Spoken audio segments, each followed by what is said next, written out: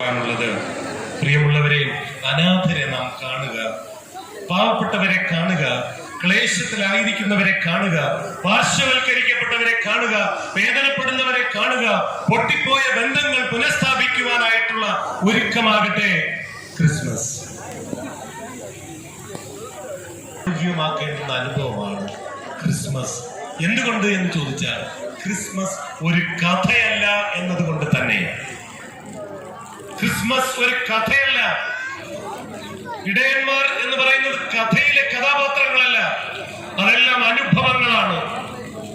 വിദ്വാൻമാർ എന്ന് പറയുന്നത് കഥാപാത്രങ്ങളല്ല, അവരെല്ലാം വ്യക്തിപരമായി ദൈവിക സന്തോഷം ആദ്യം അനുഭവിച്ചവരാണ്.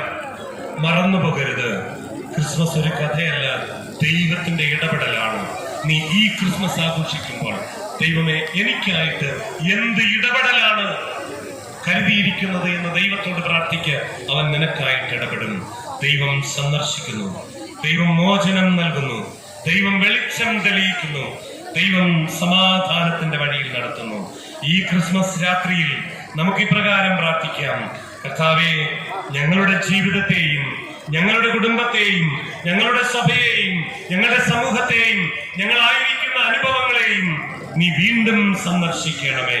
നിന്റെ വെളിച്ചം വീണ്ടും ഇരുട്ടിനെ നീക്കുന്നതാകട്ടെ. നിന്റെ സമാധാനം ഞങ്ങളുടെ പാതയായി തീരട്ടെ.